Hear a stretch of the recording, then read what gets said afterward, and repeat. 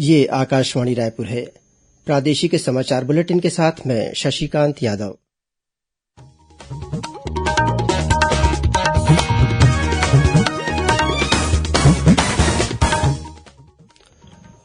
और अब पेश है आज के मुख्य समाचार।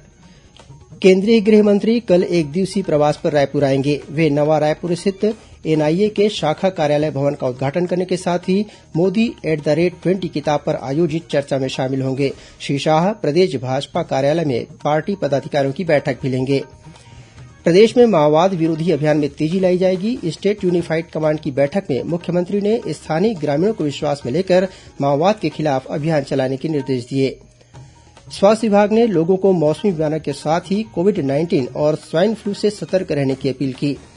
और सुकमा जिले में पेदाकुर्ती पोटा केबिन आश्रम के 100 से अधिक बच्चे बीमार, 17 बच्चे दोरनापाल के अस्पताल में भर्ती। अब समाचार विस्तार से। केंद्रीय गृह और सहकारिता मंत्री अमित शाह कल 27 अगस्त को एक दिवसीय प्रवास पर रायपुर आएंगे।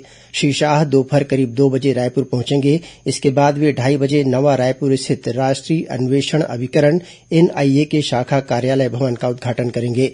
इसके बाद केंद्रीय गृह मंत्री पंडित दीनदयाल ऑडिटोरियम पहुंचेंगे, जहां वे प्रधानमंत्री नरेन्द्र मोदी पर केंद्रित मोदी@20 किताब को लेकर आयोजित सेमिनार में मुख्य वक्ता के रूप में शामिल होंगे।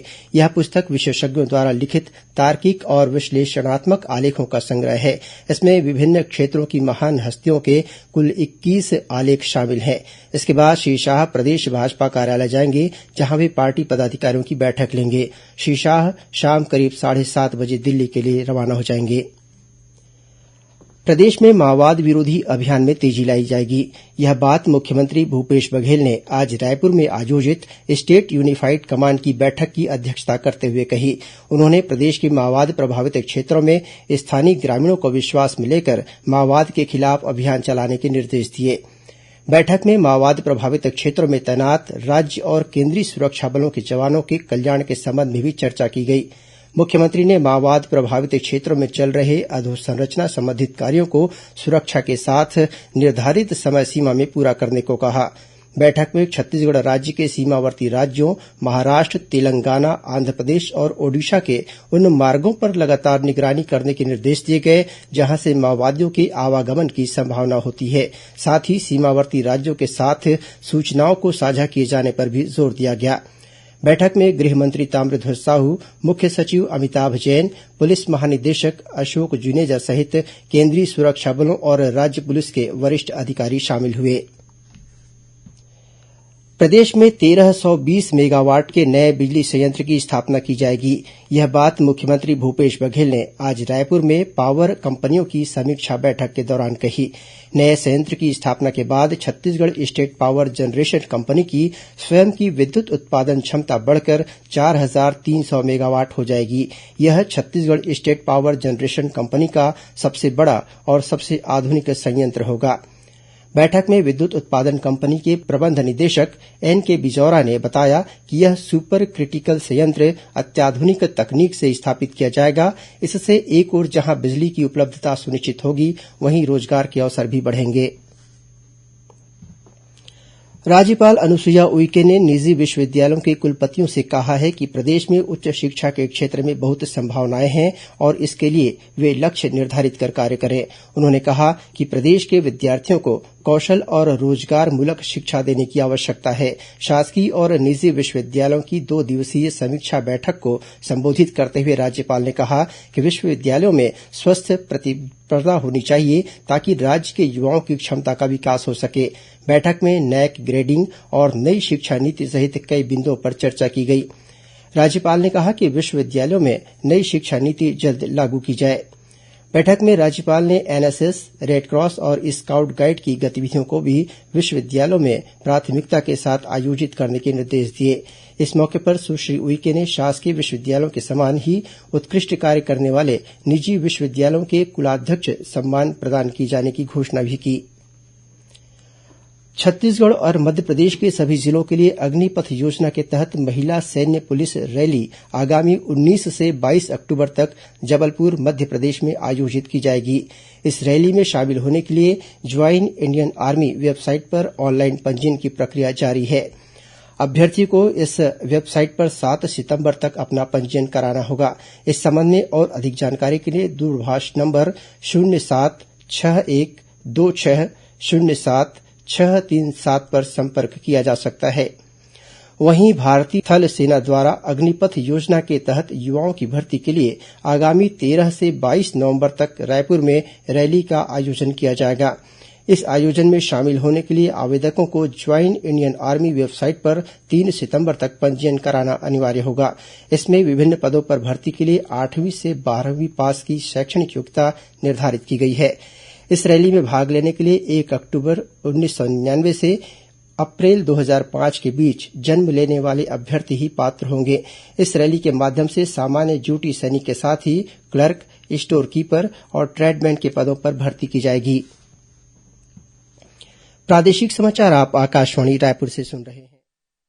छत्तीसगढ़ की खबरों से है आपका वास्ता और खबरों की विश्वसनीयता से है हमारा वास्ता। आकाशवाणी समाचार रायपुर के प्रादेशिक समाचार बुलेटिन के साथ ही हमारे समसामयिक कार्यक्रम आप रेडियो के अलावा अपने मोबाइल पर भी सुन सकते हैं। आकाशवाणी समाचार फेसबुक, ट्विटर और यूट्यूब पर भी उपलब्ध है। हमारा Facebook page Chhattisgarh news on AIR, Twitter handle CGAIR news और हमारा यूट्यूब चैनल है छत्तीसगढ़ AIR न्यूज। तो अब रेडियो के साथ ही आपके मोबाइल के जरिए भी हम पहुंच रहे हैं आप तक। छत्तीसगढ़ की हर खबर के लिए सुनते रहिए आकाशवाणी समाचार।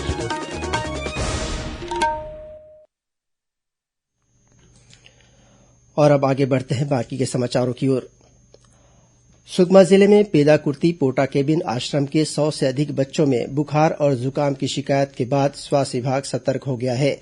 जिला शिक्षा अधिकारी नितिन दंडसेना ने घटना की पुष्टि करते हुए बताया कि पोटा केबिन के 17 बच्चों को दोरनापाल के अस्पताल में भर्ती कराया गया है। इनमें से 2 बच्चों में डेंगू और 3 में मलेरिया के लक्षण पाए गए हैं। जिला कलेक्टर हरीश एस ने स्वास्थ्य विभाग की टीम को बच्चों की बेहतर देखभाल करने के निर्देश दिए हैं। स्वास्थ्य विभाग ने लोगों को मौसमी बीमारियों के साथ ही कोविड-19 और स्वाइन फ्लू से सतर्क रहने की अपील की है। संचालक महामारी नियंत्रण डॉक्टर सुभाष मिश्रा ने बताया कि स्वाइन फ्लू H1N1 इन्फ्लुएंजा ए के कारण होता है। यह वायरस वायुकण और संक्रमित वस्तुओं को छूने से फैलता है। डॉक्टर मिश्रा ने बताया कि स्वाइन फ्लू के लक्षण कोरोना के लक्षणों से मिलते जुलते हैं। इसमें खांसी, बलगम आना, गले में दर्द या खराश, जुकाम और कुछ लोगों को फेफड़ों में इन्फेक्शन होने पर सांस चढ़ने लगती है। जिन व्यक्तियों को इस तरह के लक्षण महसूस हो रहे हैं उन्हें तुरंत स्वाइन फ्लू के साथ ही कोरोना की भी जांच करानी चाहिए। उन्होंने इससे बचाव के लिए भीड़-भाड़ वाली जगहों पर नहीं जाने, संक्रमित व्यक्ति के संपर्क से दूर रहने और नियमित रूप से हाथ साबुन या हैंडवॉश से धोने की सलाह दी है। प्रदेश के सभी मेडिकल कॉलेजों में स्वाइन फ्लू की जांच की सुविधा उपलब्ध है। इस बीच जांजगीर चांपा जिले के बम्हनीडीह क्षेत्र में स्वाइन फ्लू से पीड़ित एक महिला की मौत हो गई। मुख्य चिकित्सा और स्वास्थ्य अधिकारी डॉक्टर RK सिंह ने इसकी पुष्टि करते हुए बताया कि ग्राम पौड़ी शंकर निवासी इस महिला का इलाज बिलासपुर के एक निजी अस्पताल में चल रहा था। स्वाइन फ्लू के मामले सामने आने के बाद जिले में स्वास्थ्य विभाग की टीम सतर्क हो गई है और घर घर सर्वे किया जा रहा है। राज्य शासन ने तितली गौरव बिंदल को बेमेतरा जिले की थान खमरिया नगर पंचायत का कार्यवाहक अध्यक्ष नियुक्त किया है। नगरीय प्रशासन विभाग के अवर सचिव राकेश साहू ने इस संबंध में आदेश जारी कर दिया है। तितली गौरव बिंदल थान खमरिया नगर पंचायत के वार्ड क्रमांक 5 की पार्षद है। गौरतलब है कि तत्कालीन अध्यक्ष अंजना ठाकुर के खिलाफ कांग्रेस के 10 पार्षदों द्वारा लाया गया अविश्वास प्रस्ताव पारित होने के कारण यह पद रिक्त हो गया था। जांजगीर चांपा में कल से 2 दिवसीय राज्य स्तरीय ओपन कराते चैंपियनशिप का आयोजन किया जाएगा। जिला कराते संघ और राज्य यूनाइटेड शोतोकान कराते एसोसिएशन के संयुक्त तत्वावधान में आयोजित इस प्रतियोगिता का उद्घाटन कल शाम राज्य गौ सेवा आयोग के अध्यक्ष महंत रामसुंदर दास करेंगे। इस स्पर्धा में जांजगीर चांपा, कोरबा, रायपुर, बलौदाबाजार, रायगढ़, दुर्ग और बिलासपुर सहित विभिन्न जिलों के 300 से अधिक महिला और पुरुष खिलाड़ी शामिल होंगे। छत्तीसगढ़ का लोक पर्व पोला कल प्रदेश भर में पारंपरिक तरीके से उल्लास के साथ मनाया जाएगा। पोला त्योहार कृषि संस्कृति में पशुधन के महत्व को दर्शाने वाला पर्व है। इस दिन किसान परंपरा अनुसार अपने बैलों की पूजा अर्चना कर अच्छी फसल की कामना करते हैं। इसके अलावा पोला पर्व पर बैल दौड़ का आयोजन भी होता है। और अब पेश है मौसम का हाल। प्रदेश में कल अनेक स्थानों पर हल्की से मध्यम वर्षा होने के साथ छींटे पड़ने की संभावना है। मौसम विभाग से मिली जानकारी के अनुसार एक द्रोणिका ऊपरी हवा का चक्रीय चक्रवाती घेरा दक्षिण पूर्व उत्तर प्रदेश और उसके आसपास स्थित है। इसके असर से प्रदेश में कल एक दो स्थानों पर गरज चमक के साथ आकाशीय बिजली गिरने और भारी वर्षा होने की चेतावनी दी गई है। और अब कुछ खबरें संक्षेप में। प्रदेश सरकार ने राज्य प्रशासनिक सेवा के 19 अधिकारियों का तबादला आदेश जारी किया है। नर्सिंग पाठ्यक्रमों में प्रवेश के लिए ऑनलाइन काउंसलिंग, आवंटन और स्क्रूटनी की तिथि 3 सितंबर तक के लिए बढ़ा दी गई है।